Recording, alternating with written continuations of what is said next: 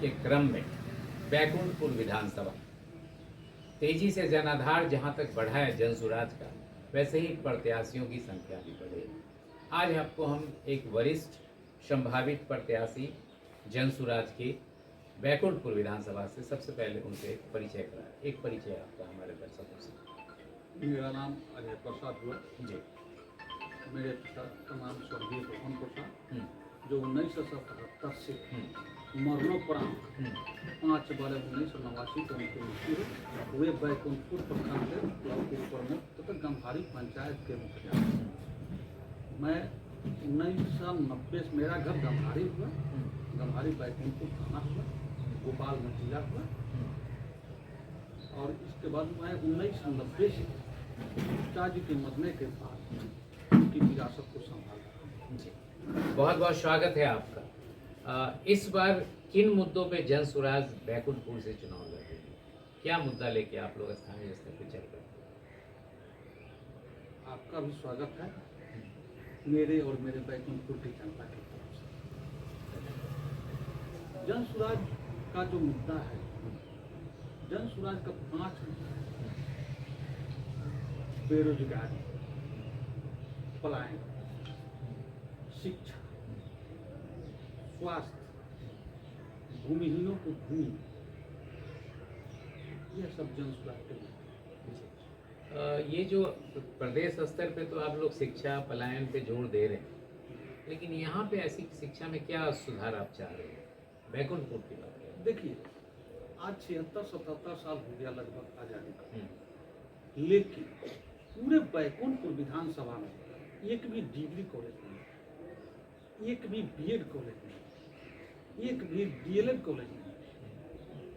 अगर जनसुराज की सरकार बनती है तो मैं अगर विधायक यहाँ का बना, पार्टी मेरे ऊपर विश्वास करेगी, अगर मैं विधायक बनता हूँ तो सबसे प्रथम काम जो मेरा होगा वह होगा degree college, BEd college, DElEd college, इस सब की व्यवस्था करना।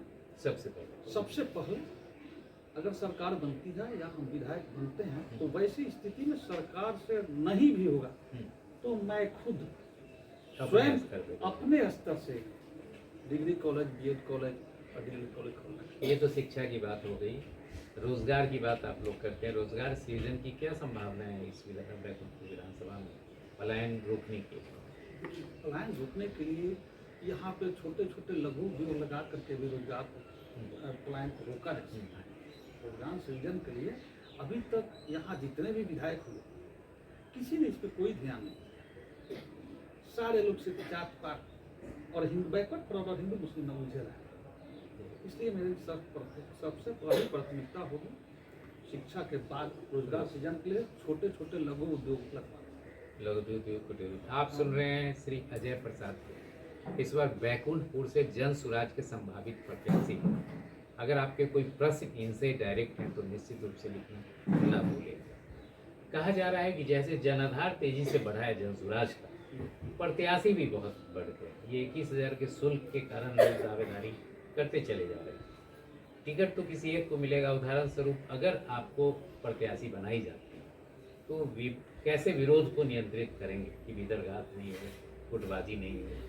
देखिए, मुझे तो नहीं उम्मीद है कि टिकट अगर मुझे मिलता है तो या तो जो घात करेगा, विश्वासघात करेगा, वो जनसुराजी होगा ही जी।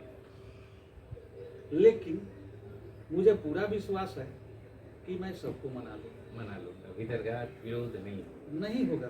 इस बार जो बैकुंठपुर के मतदाता हैं आपके नाम की चर्चा जोर शोर से कर रहे हैं संभावित प्रत्याशी के। अगर यहाँ की मतदाता पार्टी आप पर विश्वास व्यक्त की, आप विधानसभा में जाते हैं तो पहला प्रश्न इन बैकुंठपुर के मतदाताओं के लिए क्या करें?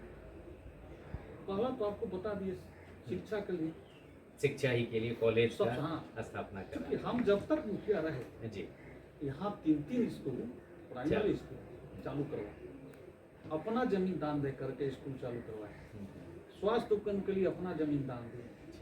मेरे यहाँ मात्र 1 से 8 तक था, यहाँ जो हमारे बाबा जमीन रजिस्ट्री किए हैं जी, उसको वो जो आज 10+2 हो गया है, 1 से 5 तक पक्का 1 to 8 हो गया है, 1 से 5 तक तो बल्हा वो भी 1 to 8 हो गया है। मेरा सबसे पहला प्रयास शिक्षा होगा, कॉलेज। क्योंकि लोग शिक्षित हो गए तभी जाके कुछ भी विकास। तभी जाके विकास संभव। चलिए, अंत में क्या अपील करना चाहेंगे आने वाले चुनाव के लिए जयसुरा जी के नाते मतदाताओं कि से? मेरी पूरे बिहार के मतदाताओं से यह अपील होगी जी। कि सिर्फ एक बार अपने बच्चों के भविष्य को देखते हुए जन सुराज को स्कूल के बस्ता पर उतारें। बहुत बहुत धन्यवाद, आभार। आप दर्शकों का भी आभार जी। गरीबी से निकलने का एक ही है रास्ता, स्कूल का वास्ता, स्कूल का वास्ता। बहुत बहुत धन्यवाद, आभार।